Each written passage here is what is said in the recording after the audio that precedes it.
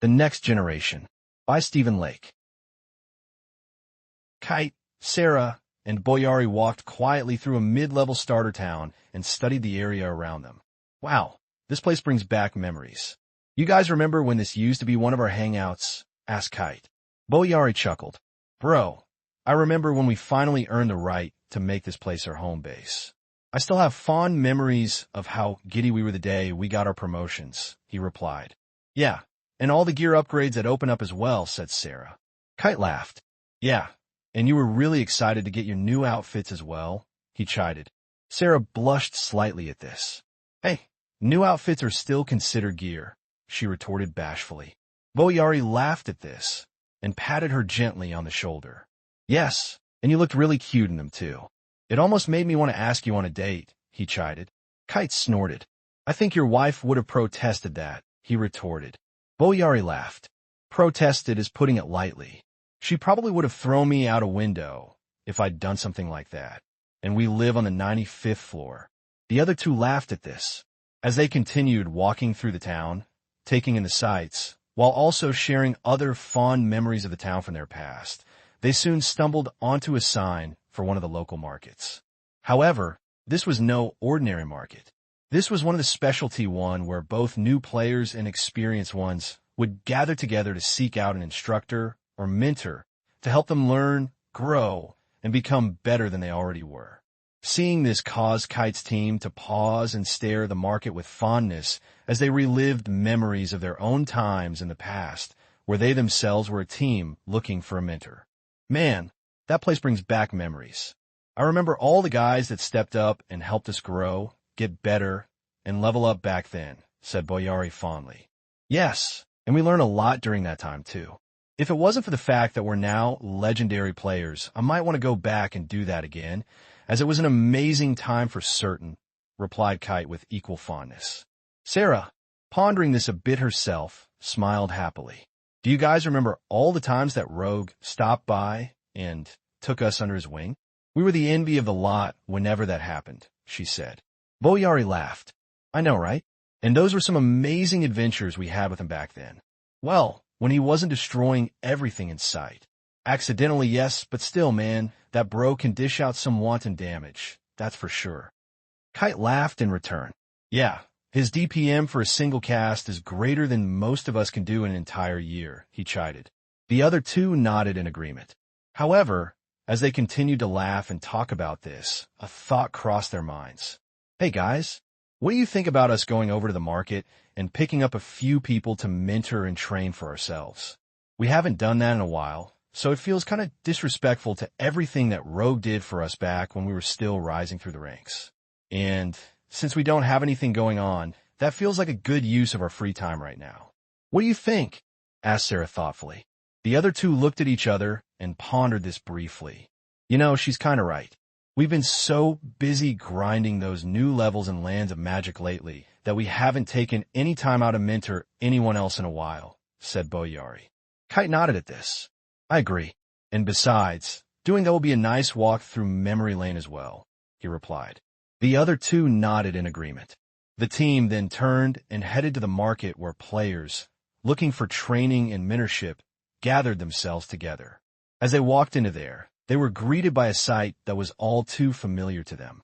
Unlike in a normal market, where merchants set up stalls to sell goods and wares to customers, the items on offer here were the teams themselves, and the buyers, in turn, were those wanting to mentor them. Kite and his team looked on at this quietly as individuals, as well as teams of up to as many as 16 people, sat in marked-out rectangles by the sides and in the center of the market square, and waited patiently with either their gamer tags or team names floating above them in glowing, colorful, holographic marquees. Beneath these were small, holographic plaques that told passers-by what each team was seeking to learn or do and the requirements they needed from each mentor. They then watched as some teams, seemingly abandoned by everyone, looked on in dismay as mentor after mentor passed by, but did not choose them while other teams came in and were quickly picked up seemingly without any effort on their part. Spotting one of these clearly neglected teams, Kite pointed at them as he looked at the others. What do you guys think of that team over there? Second row, fifth stall left side, he asked. The other two looked over where he was pointing and pondered this. After a bit, Sarah perked up and looked his way. Do you want to go look at them? I can't tell much about them from here, but I'm willing to consider them if you think they're worth taking on, she replied. Kite nodded. Yeah, let's go have a look at them and see if they're a good match. The team then made their way over to where the team that Kite had pointed out now sat. Upon arriving, they studied the three young players sitting in their small rectangle in the market.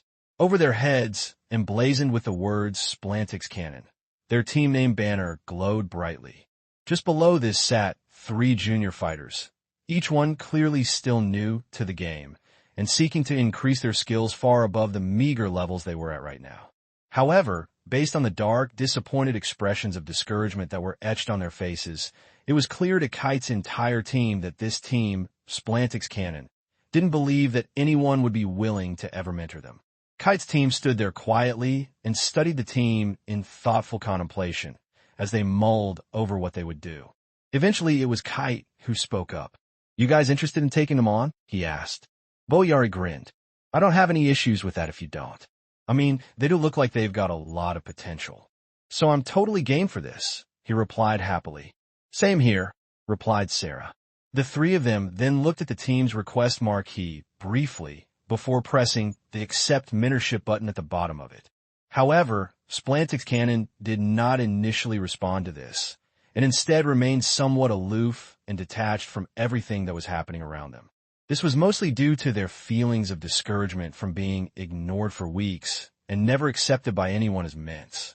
Once more the game AI pinged them, reminding them that they had been accepted by Kite's team as mints. Upon hearing this, they all slowly perked up and began to stare at Kite's team, who smiled at them in return. They then looked back and forth between themselves and his team as they slowly came to terms with what had just happened. Are you really taking us on as our mentor? Asked one of them in surprise. Kite smiled. We are, and your request looks to be well within the boundaries of what we can offer you. So if you're okay with having us, we'd love to become your mentors, he said. Splantix Cannon slowly climbed to their feet and looked on at Kite and his friends in amazement and gratitude. Thank you.